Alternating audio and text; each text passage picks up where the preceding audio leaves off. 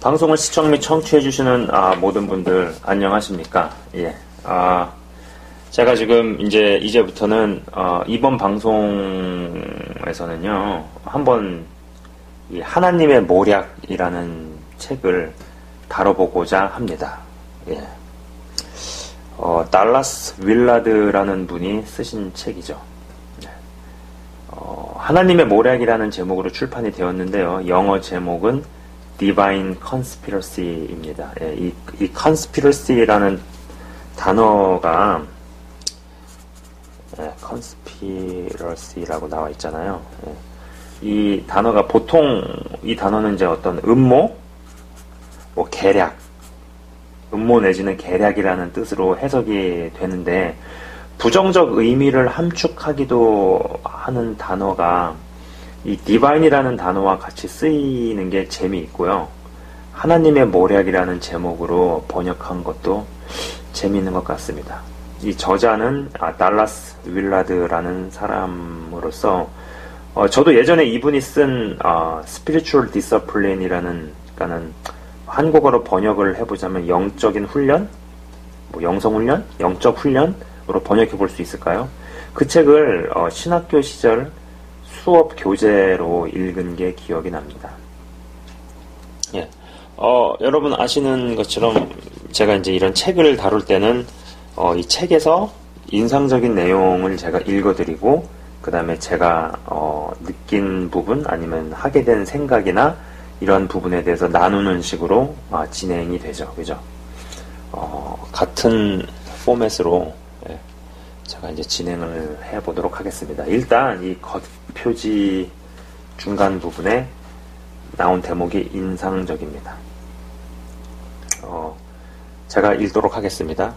윌라드는 말한다. 현대 그리스도인들에게 가장 뚜렷하게 나타나는 일반적 현상은 예수 그리스도의 분명한 가르침에 대한 이해와 순종이 자신의 삶의 진정 중요한 요소라는 확고한 의식이 없다는 점이다. 뿐만 아니라 그것이 삶의 본질이라는 생각은 아예 없다는 사실이다. 그런 순종은 불가능한 것으로 여겨지고 있을 뿐이다. 대부분의 그리스도인들은 기독교의 주요 기능을 단순히 천국으로 들어가게 해주는 길로 보고 있다고 그는 말한다. 그러나 윌라드의 분명한 지적처럼 만족스러운 내생은 보장하지만 지금 여기서의 삶에 전혀 영향을 미치지 못하는 그런 믿음은 피상적인 소비자 기독교와 광고문 신앙에 지나지 않는다. 라고 나오네요. 현대 그리스도인들은 천국은 죽어서 가는 곳이고 만족스러운 내생은 보장하지만 지금 여기서의 삶에 전혀 영향을 못 미친다는 것인데 어떤 분리 현상에 대해서 이야기를 합니다. 그죠?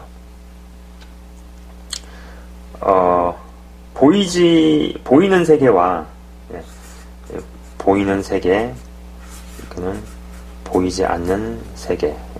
보이는 세계와 보이지 않는 세계는 이게 연결되어 있는데요.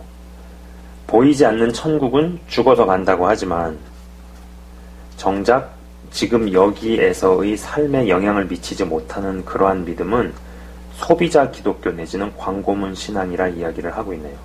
보이지 않는 영원한 세계에서 그분과 동행할 수 있는 자격을 얻었다면 보이는 일시적인 세계에서는 주님의 가르침에 더욱 이해와 순종이 있어야 하는 것이 당연한데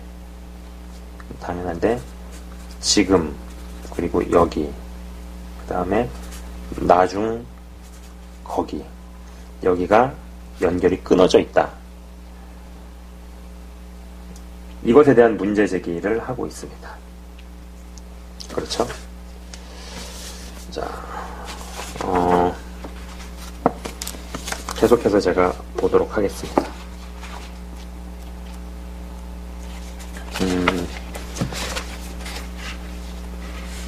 83페이지의 대목을 제가 읽도록 하겠습니다. 한번 잘 들어보시기 바랍니다. 미국의 한 유명한 목사는 이렇게 개탄한다. 오늘날 교회는 왜 이렇게 약한가? 회심자와 등록교회는 많이 내놓지만 왜 문화에 미치는 힘은 갈수록 약해지는가? 왜 그리스도인들이 세상과 구별이 안 되는가? 우리는 최소한 이런 형편없는 결과가 교회에서 가르치는 내용과 방법에도 불구하고 나타난 현상이 아니라 정확히 그것 때문에 나타난 것일 수 있다는 가능성을 생각해야 하지 않을까? 그럴 때 우리는 일상생활 속의 인간 실존이 예수의 능력과 복음에서 차단되어 그 영생의 물결 밖을 겉돌고 있는 이유를 분별할 수 있게 되지 않을까라는 대목입니다.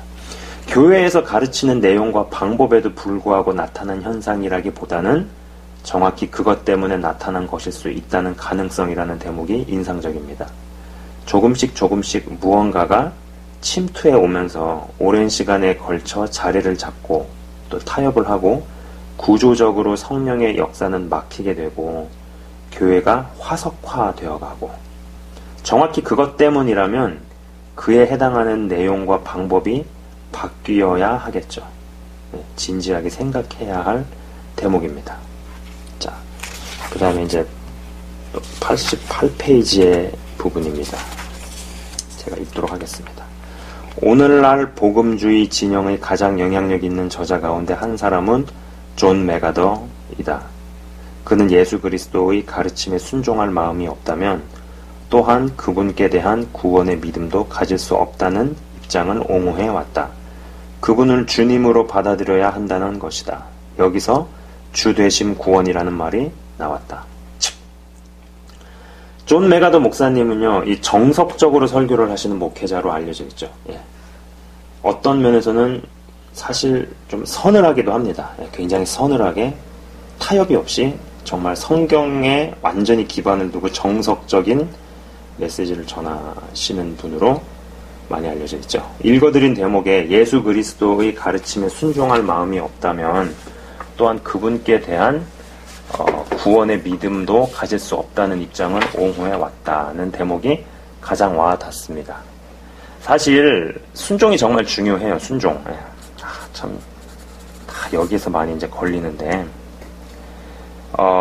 아는 대로 살지 못하면서 오랜 시간 동안 인간이 약해서 혹은 인간은 죄인이라서 등등의 말로 시간만 가게 만드는 것도 어떤 면에서 사단의 효과적인 전략이 아닌가 싶습니다. 제가 요새도 많이 느끼고 생각하는 것이지만, 그리고 오래전에도 영상에서 분명히 이야기했었지만은요, 은혜로 받은 구원은 얻기보다 지키는 게 더 어렵다는 것입니다. 여러분, 하나님께서 구원을 값없이 베푸셨다고 구원을 쉽게만 생각하지 않으셨으면 좋겠다는 것이죠. 그리고 구원을 더욱 구원되게 만들어가는 여정에서 결국 이 순종의 문제가 어떤 식으로든 찾아온다고 봅니다. 자, 이 대목도 읽도록 하겠습니다.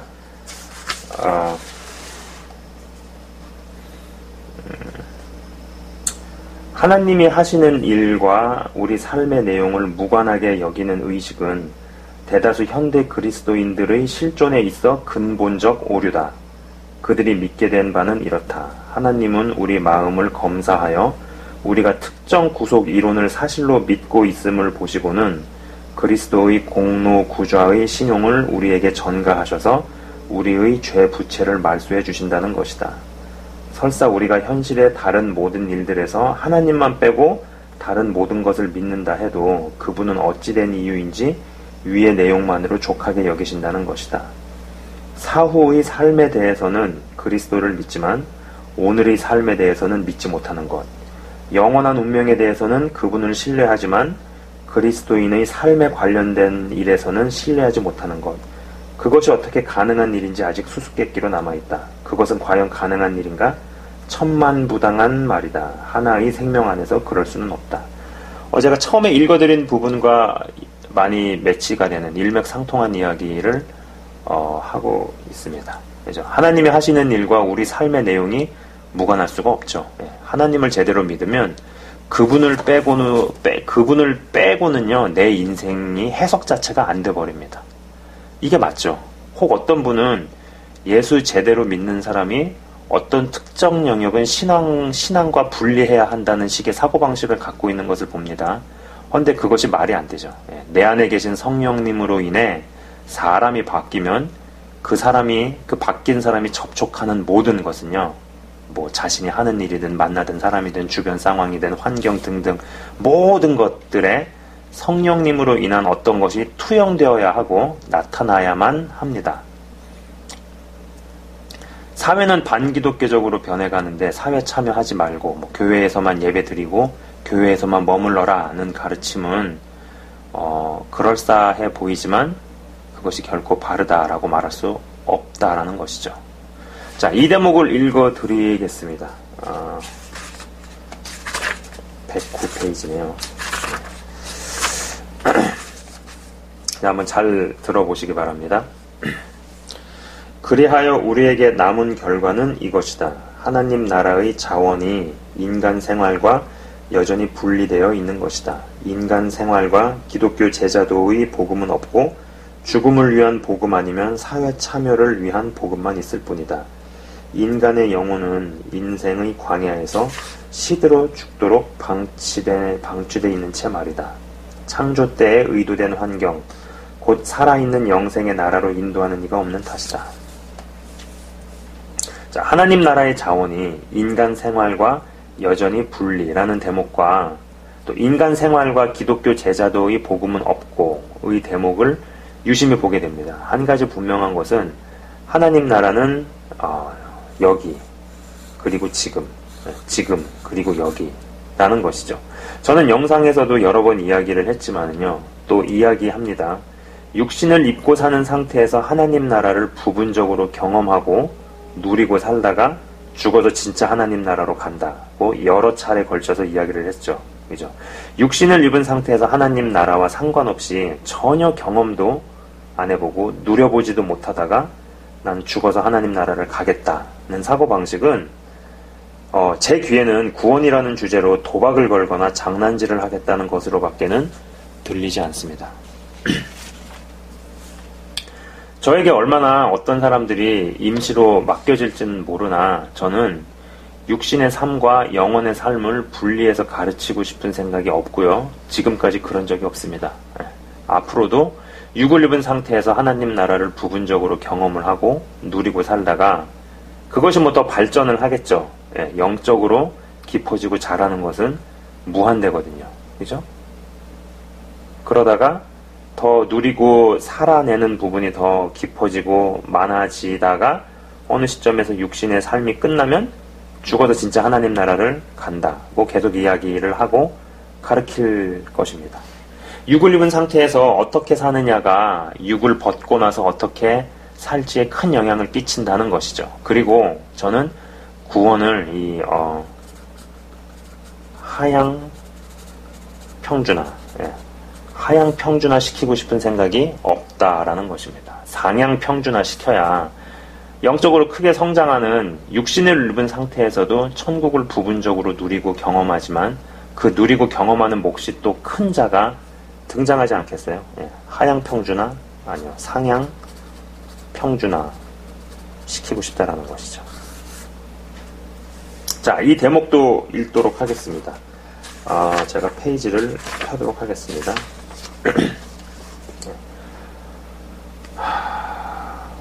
한번 잘 들어보세요. 짧은 문장이네요. 우리 시대의 많은 사람들이 성경이나 기독교의 역사적 사건을 사실, 곧 기록된 그대로 실제 발생했던 일로 읽는 능력을 상실해 버렸다. 여러분, 성경은 우선 예언서입니다. 예언서. 구원에 이르는 가르침, 또 그 외에 여러 주제에 관련해서 말씀 구절들을 뽑아서 구원에 대해서, 거룩에 대해서, 회복에 대해서, 그 외에 무슨 여러 영적 전쟁이라든지 그 외 여러 주제들에 관련해 가지고 말씀 구절을 뽑아서 가르치고 이런 것들이 가능하죠. 그런데 또 한 가지 중요한 관점은 성경은 이 예언서라는 것입니다. 말씀하시고 성취하시고 또 하나님께서 말씀하시고 또 하신 말씀이 성취가 되고 계속 그 패턴으로 나아가죠. 사실 이러한 부분에 대한 시각은 많이 닫혀 있고 일반적으로 교회에서 잘 이야기를 하지는 않겠지만은 잘 이야기하고 이렇게 환영받지는 않죠. 사실 보통 주일 설교 이런 데서 이사야, 에스겔서, 이사야서 가지고 막 설교 이런 것이 막 흔하진 않잖아요. 근데 이제 중요한 것은 성경에 기록되어 있는 예언들은 두 종류밖에 없습니다. 자, 다시 한번 말씀드립니다. 성경에 기록된 예언은요, 딱 두 종류밖에 없어요. 네, 딱 두 종류. 1번은요, 이미 성취된 거.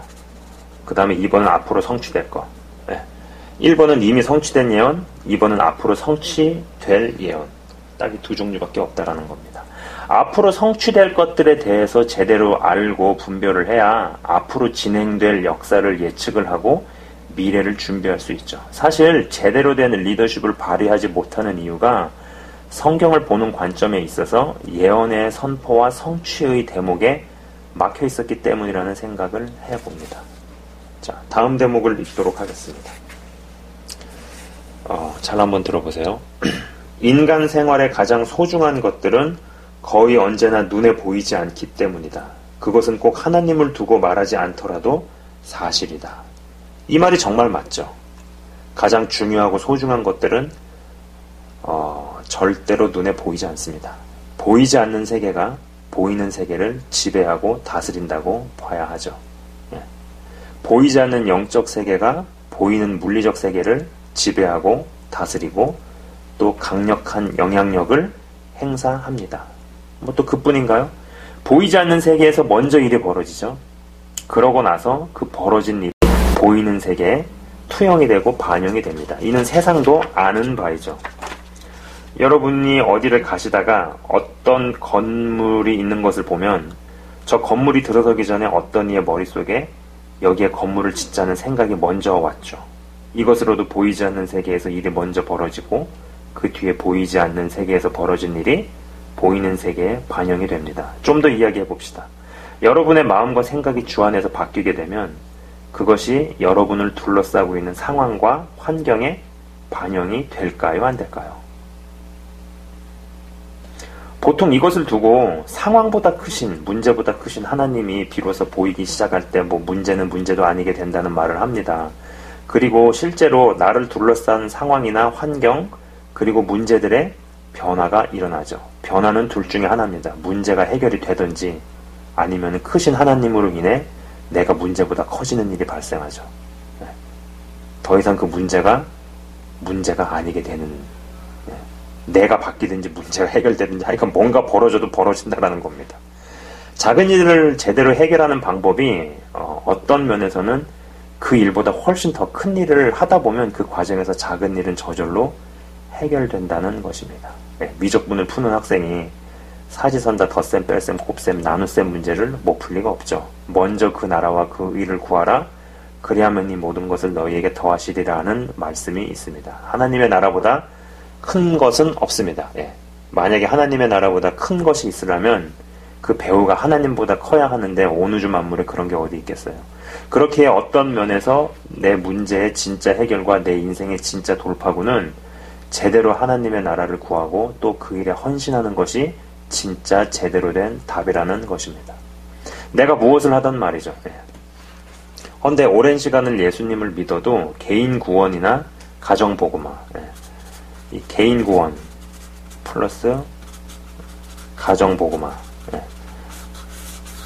혹은 자기 문제 해결만 놓고 기도하는 어떤 이 수준에서 벗어나질 못하는 것은 참 안타까운 일이라는 것입니다. 영상을 시청 및 청취하시는 모든 분들은 적어도 개인 구원과 가정 복음화의 수준을 뛰어넘으시기까지 뻗어나가시길 주의 이름으로 축원을 드립니다. 자, 이 대목도 한번 읽어보도록 하겠습니다. 한번 잘 들어보시기 바랍니다. 영적으로 상당히 성숙한 이들에게 흔히 붙는 수식어는 어린아이 같다는 것이다. 얼굴과 몸을 사용해 자신의 영적 실상을 감추지 않는다는 뜻이다. 그들의 몸은 주변 사람들에게 그들의 참모습을 그대로 보여준다. 그것은 놀라운 영적 수준이요 선물이다. 자, 제가요 그 영적 성장과 성숙 시리즈에서 영적 성숙으로 가면 갈수록 내면의 여러 요소들이 이 분열이 아닌 통합으로 간다. 분열이 아닌 통합으로 가게 된다는 이야기를 했었습니다. 우리는 어둠 속에서 하나님의 전적인 은혜로 빛으로 들어가게 되었죠. 영적 여정이 시작되었지만 사실 겉과 속이 다른 경우가 얼마나 많이 있나요? 속에 있는 그대로 겉으로 표출하지 못하는 경우가 대부분입니다. 뭐 그렇게 되는 요인이나 원인들을 이야기해보자면 셀 수 없죠. 뭐 환경적인 요인도 있고 문화적인 요인도 있고 개인의 성격적인 요인도 있고 또 개인이 살면서 경험하고 겪고 뭐 한 여러 가지 일들에 대한 뭐 시각차나 뭐 그것이 어떤 두려움으로 되고 상처도 되고 뭐 혹은 또 두려움 외에 그 외 여러 가지 감정들에 의한 요인 등등등등등. 그런데 분명한 것은 믿음이 이 성장에서 이 성숙함으로 들어가면 갈수록 내 안에 그 성령님에 의해서 내 마음과 생각과 의지와 이성과 감정과 시각과 관점 등등등등등이 다 성령님이라는 어떤 그 꼬챙이, 이렇게 한번 표현을 하겠습니다. 성령님이라는 이 꼬챙이에 배와 등이 완전히 뚫려서 꽂히게 되죠. 그러면서 성령의 마음, 성령의 생각, 성령의 의지, 성령의 이성, 성령의 감정, 성령의 시각, 성령의 관점으로 바뀌기 시작합니다. 성령님께 지배당하고 통치받고 또 그게 그렇게 좋고 더 나아가면 이게 하나님 생각인지 내 생각인지 분리도 안 되고 구분도 안 되고 구별도 안 되고 또 그러한 구분이나 분리를 하는 게 의미가 없죠.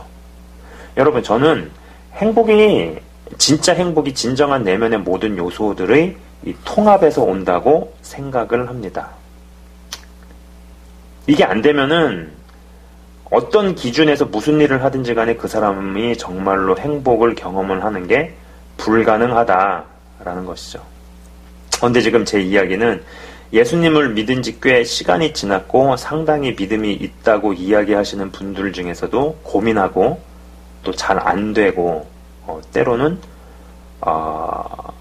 속을 가리고 감추는 것이 잘 되는 사람들에게는 크나큰 고통이라는 것이죠. 겉과 속이 달라도 너무 다르고 게다가 그 간격이 엄청나게 커져버리면 사람이 실제로 미칠 수도 있다는 것입니다. 가끔씩 원인과 이유를 모르겠는 주기적인 우울증이나 급격한 마음의 무기력을 경험한다면 어쩌면 믿는다고는 하지만 내면의 어떤 요소가 머리로 아는 바를 속에서는 저항을 하고 받아들이지 않는 일종의 분열 현상 때문에 그런 것일 수 있다는 것입니다. 부디 성령님으로 인한 성령표 작살, 성령님으로 인한 성령표 작살에 내면의 모든 요소들의 백가죽과 등가죽이 다 뚫려 관통되어 하나로 연결되는 축복이 있길 바라봅니다. 일단 이 하나님의 모략이라는 이 책에 대해서 제가 읽고 나서 좀 인상적으로 읽었던 그런 부분들에 대해서 읽어드리고 또 그런 부분을 나누는 어떤 그런 영상을 좀 이제 시리즈로 촬영을 하고자 합니다. 네, 지금까지 일단 여기까지 하고요. 첫 번째 또 다음 비디오에서 그 이후의 이야기들을 계속 하도록 하겠습니다. 네, 지금까지 시청 및 청취해 주셔서 대단히 감사합니다.